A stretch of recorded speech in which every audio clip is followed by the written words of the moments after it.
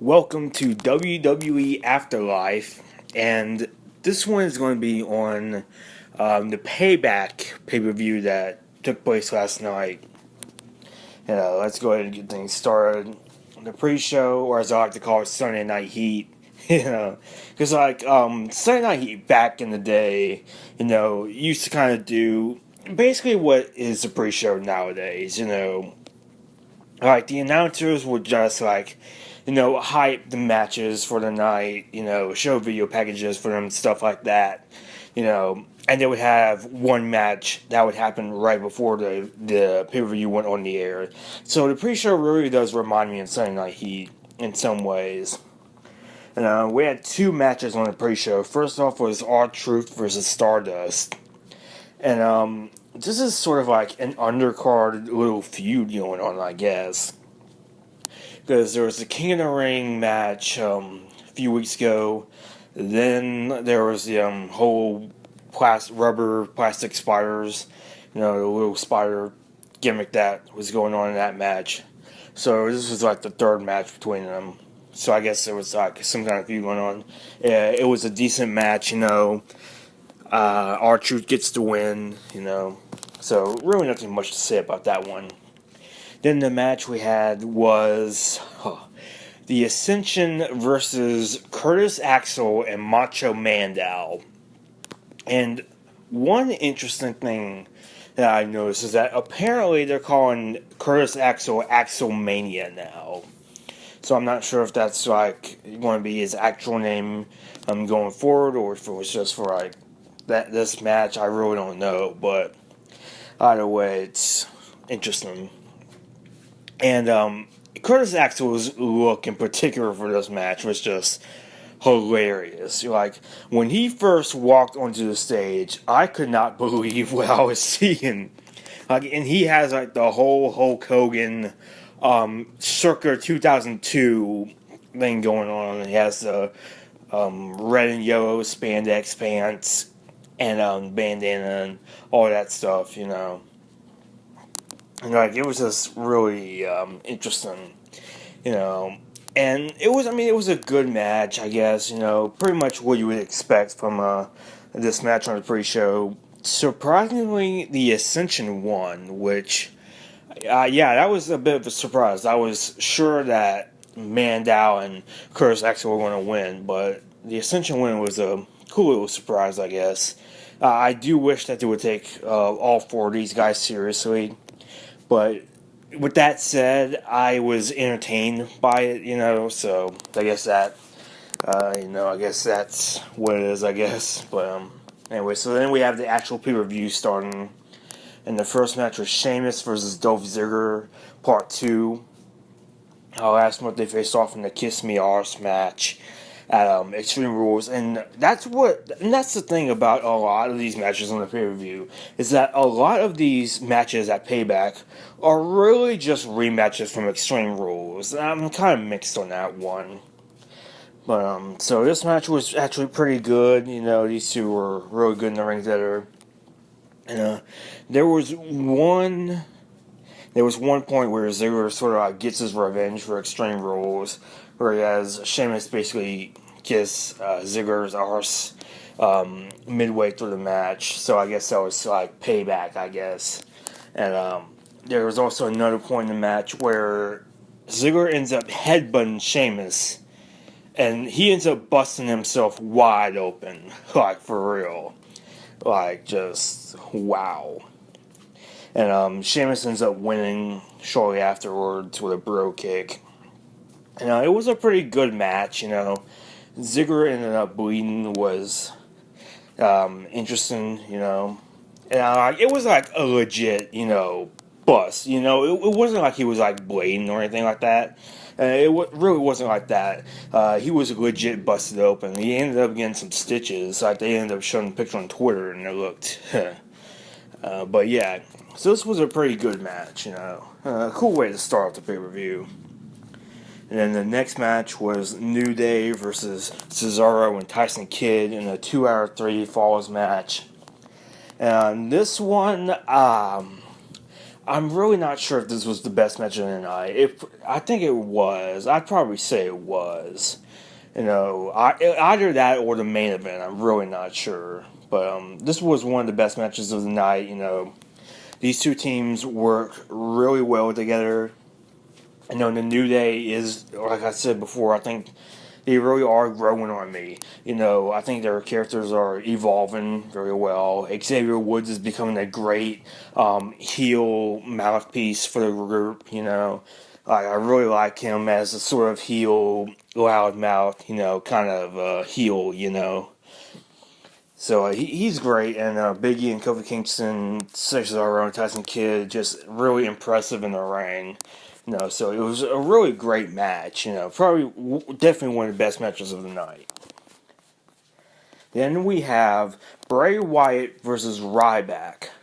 For some reason, we ended up getting some kind of a video package for this feud. And this was one of the matches that really did not need a video package. Because this feud was just out of nowhere, really. And it's just a random feud between the two, So, it's an okay match, really nothing special. Bray Wyatt gets to win, Really nothing impressive or noteworthy really happened in the match. It was just sort of a match that was just there, but really nothing really that good about it. Then we have John Cena versus Rusev, Part 4, and I Quit match for the United States Championship. And, you know what? I do have to admit, this was actually really good. It really was. I think out of all the Cena-Rusev matches, this was probably the best one. And so they did a lot of really cool spots in this one. Really cool. They took it in the crowd, on the arena, and all around the arena and stuff like that. And so it was a pretty cool match. It had a lot of cool little spots, And then Cena ends up getting Rusev in the STF, and he ties a rope around Rusev. And Rusev attempted to choke out Cena, but ended up turning the tables on him. And it was basically kind of like the finish to Cena's match with Umaga at the Royal Rumble. I think it was a last man standing match, I'm not too sure. But I'm pretty sure it was a last man standing match at Royal Rumble 2007. So it's basically kind of like that. Then Lana ends up basically quitting for Rusev, trying to save him, So, and I swear I had a feeling that Lana is going to be in the finish to this match, and it looks like she might be turning face very soon. I honestly wouldn't be surprised if she ended up turning face on Raw later tonight, because I think that's where they're going with it. So overall, this was a really good match. Sort of surprised me. I didn't really think this match was going to be anything that special, But yeah, I really liked this match. I really thought it was pretty good. And then the Bella Twins versus Naomi and Tamina. This one was forgettable, really, because the Bella Twins are baby faces suddenly. There was really no explanation for them being baby faces, so there was really no one to really cheer on in this match. And and the heels are just okay at best. And Naomi ends up winning the match. Naomi and Tamina ended up winning the match.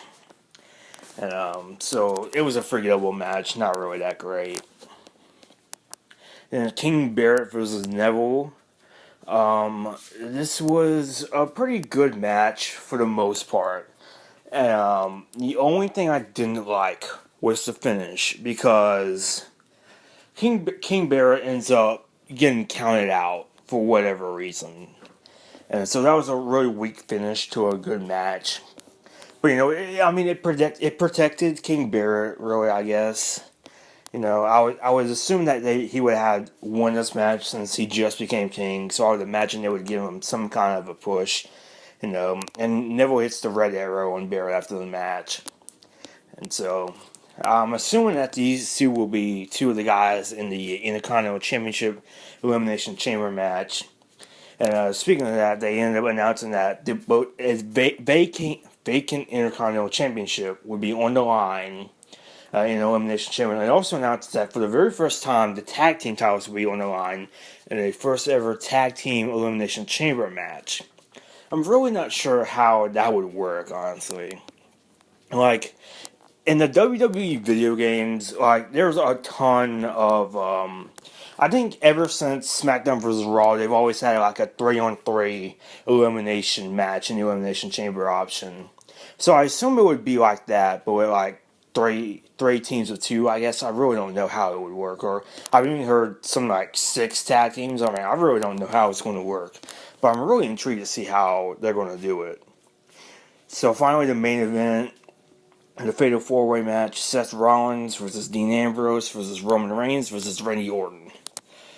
This was a really good match, really good match, I think this one and New Day versus Cesaro and Tyson Kidd were the best matches of the night. And, so this was a really cool match, had a lot of cool spots. With that said, there was a ton of interference that really wasn't needed, honestly.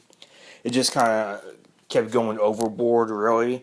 But, yeah, but it's an authority main event, so it's kind of expected. And one cool moment that in there was the Shield basically reuniting for a minute and triple powerbombing Randy Orton. That was awesome. And what made that moment so great was that Rollins afterwards, kind of puts his fist in the center, and he thinks that Roman Reigns and Dean Ambrose are going to join up with him. After the Shield's going to reunite. And at first, Ambrose and Reigns were smiling, and they sort of teased this idea that they're going to get back together, but then they turn all serious and beat up on Rollins. So I thought that moment was great. So I thought that was hilarious. And the Shield reuniting, even if it was only for a minute, it was pretty amazing. And I really hope that they do a triple threat match between Ambrose, Reigns, and Rollins. I would like for that to happen at SummerSlam. I'm not sure if it will, but that would be really awesome to see. That would be a great main event if it was Rollins, Ambrose, and Reigns in a triple threat match for the WWE Championship at SummerSlam. That would be awesome.